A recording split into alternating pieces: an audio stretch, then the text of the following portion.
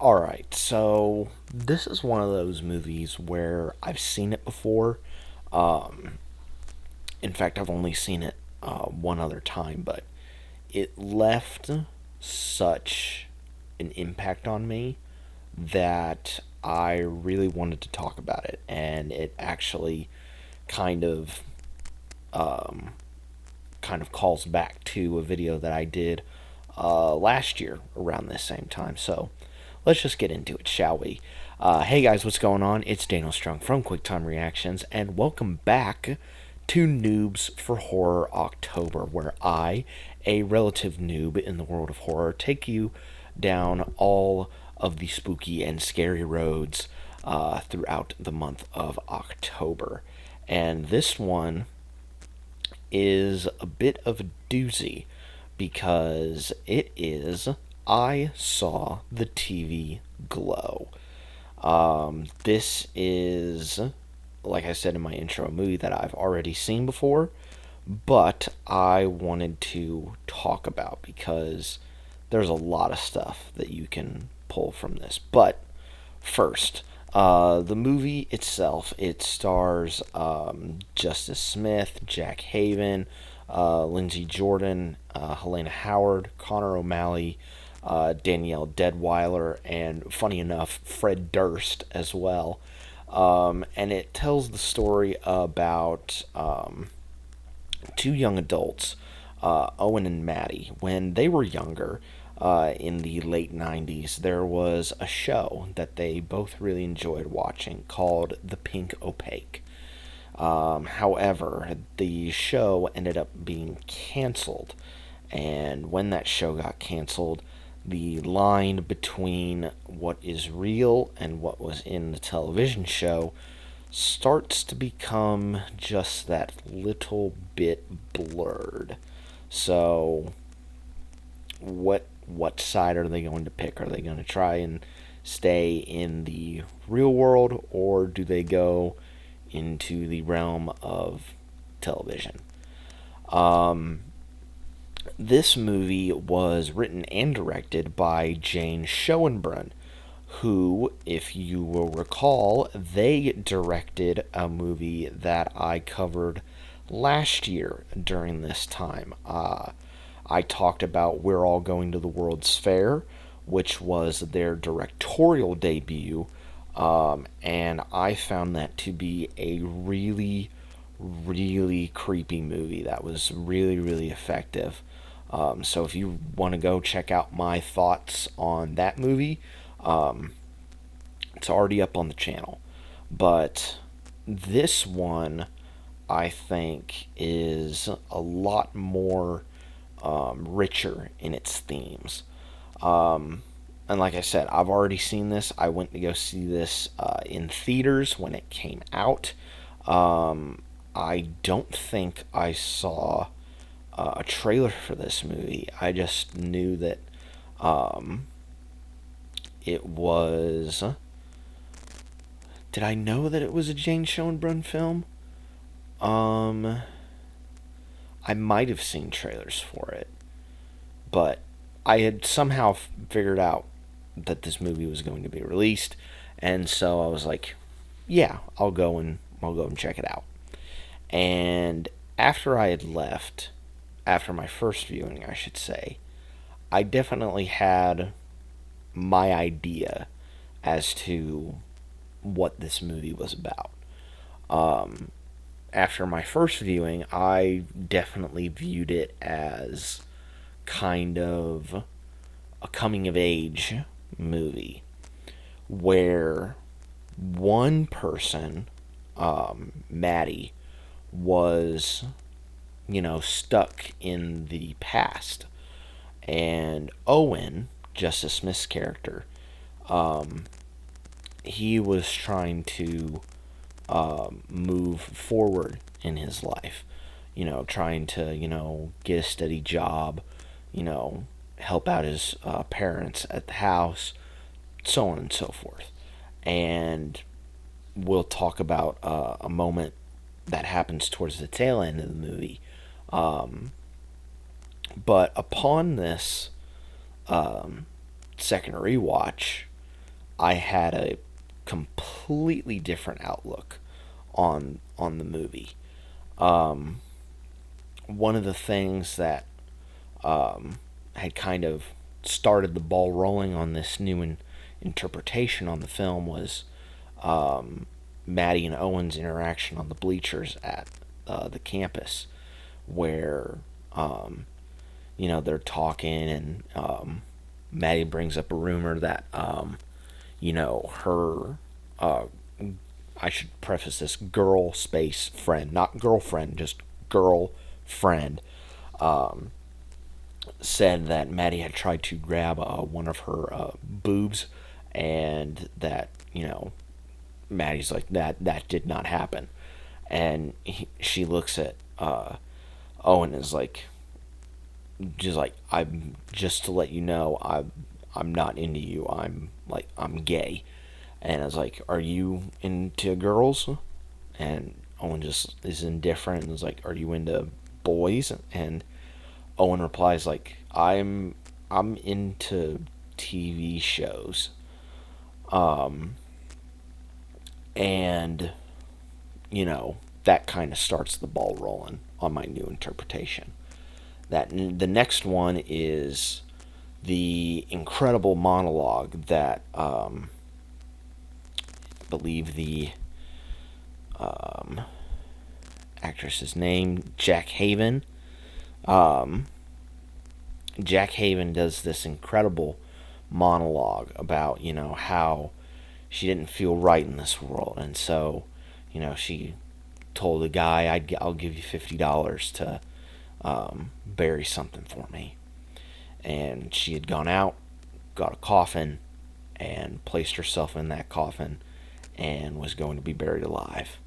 And she did all these things to try and keep her cool, like count to 10,000 without skipping numbers, sing songs, and you hear the clumps of dirt hitting the casket over and over again, and you start to panic a little bit, and you start wanting to get out, and it almost looks like a TV, and the further you get away from it, the further the image is, and the shot composition in this is awesome, where she's at the what I'm going to be calling the mixing station in the planetarium that they're in at the high school, and the camera is pulling back while this is happening, perfectly mirroring what she is saying. And of course, there's like the constellations going on in the planetarium, and she then switches from the constellations and like the stick figure portrayals to the actual mythological gods that the constellations are named after. So it's like, we go from what we actually see to, what it is based off of. And she's like, I made it back into the world of the pink opaque. And she fully believes that she is Tara, and that Owen is Isabel. And she's like, now that I've got you, we're going to get buried alive, and we're going to head back into the realm of the pink opaque, because when Maddie disappeared, the show ended, just stopped. And you could consider that to be a coincidence, or you could see that as kind of credence to this world isn't the right world, and it is like what is it, the midnight land, I believe is what they called it in the movie. And Owen was able to get away, and he locks himself in his house, and he's like, I'm scared that she's just gonna come over and try and get me to, you know, go and get buried alive. But, that never happened, and I never saw her again. And, all this time passes by, and he's working at the fun center after his job at the movie theater goes kaput, and he has a mental breakdown at work. And I love how this is kind of blocked, where everyone just looks like they just get shut down, like their heads are down, and they're not moving, they're not emoting, it's just nothing. And Owen is, just screaming like, "Help me! I don't belong here! Somebody save me, please!" And he's just flipping out crazy. Goes into the bathroom, takes a box knife and cuts into his chest, and what he sees inside is what I'm going to class in my mind as like his nostalgia, his innocence, his like true self, in a way. And it's still inside him, but in the end, he just decides to bottle that up, head back out on the floor, and to apologize to everybody. And I think, like I said, upon this second viewing, my view of the movie has changed a lot. Where it has gone from like a coming of age movie where, you have to sometimes leave things in the past. You can still look on them fondly, but, so you have to leave some stuff in the past, to more of a self-identity type of movie where, and I find it interesting that they start the movie in middle school going into high school, where, that part of your life is very important to how you start viewing yourself. Your sense of self starts to form in those years. Your likes and dislikes and, all that stuff kind of starts to take shape at that point. And I don't think it fully solidifies until maybe you're in college. So that period of time is important to figuring out who you are as a person. And with them, it was kind of, tied into this TV show. When, they were as kids, they saw it as, scary, and they saw it as real, and, it was really cool back then. But when Owen watches it as an adult, it's lost that edge. It looks cheesy, it looks corny, and, us as people, we definitely have had that in our lives where, we go back to watch something from our childhood, and we like, I don't think that's necessarily aged well. But I can say from my experience, having gone back and watched numerous shows from my childhood, like, Jimmy Neutron or Avatar: The Last Airbender, or, with me watching Polar Express every single year for, gosh, I think the past, I want to say, 15 or so years. Like, some stuff you just never get tired of seeing. And it feels like a warm blanket coming back to it. And there's a comfort into watching things from your childhood, and you remember all of those things. But for Owen and Maddie, it's kind of how they identified themselves as um, as kids. But with Maddie, she took that and kind of embraced that as her true self and found her true self through that. Whereas Owen, in part to, I would say A, the times, and B, his home life, kind of had to repress his true nature, or his true inhibitions, I should say, and had to do things that he would not have wanted to do, but he had to do because of the circumstances that he was in. And so, it was a big, in between, my first viewing and my second viewing, it's a massive change in how I view this movie. And that is really all down to Jane Schoenbrunn as a writer and director, because to me, I think both viewings of this movie I think are completely valid in my opinion. Like, you could see this as a coming of age movie, or you could see this as a self identity movie. Um, and I think both end up working.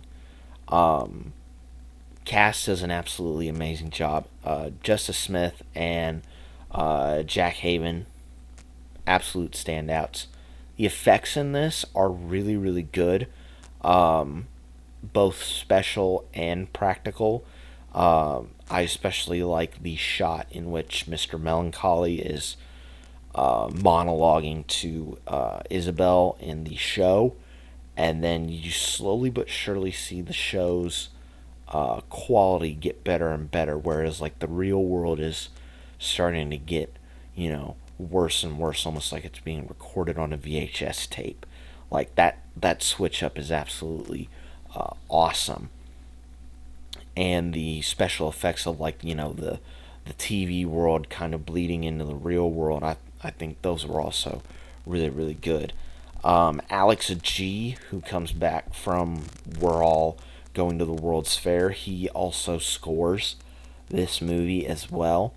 And it's a really nice combination of really good and really appropriate needle drops mixed in with a really, really good score that fits the mood of the movie throughout the entirety of it. And it's really something to behold for that soundtrack. But yeah, man, like, revisiting this movie has given me a new, completely different view on it. And if you have not seen this movie in a while, like I have, or have not seen it at all, I highly recommend that you check out I Saw the TV Glow, because who knows? You might learn something new about yourself while watching it. Who knows? But those are just my opinions on it. Let me know down in the comments below what you guys thought of this movie. As we're winding down Noobs for Horror October for the year, we got a couple more videos for this time of year heading down the pipeline, so be sure to stay tuned for those. But in the meantime, guys, be safe out there, and remember, just be you. Screw what anybody else says. Just be who you are, and then you will be happy. And I will catch you guys next time.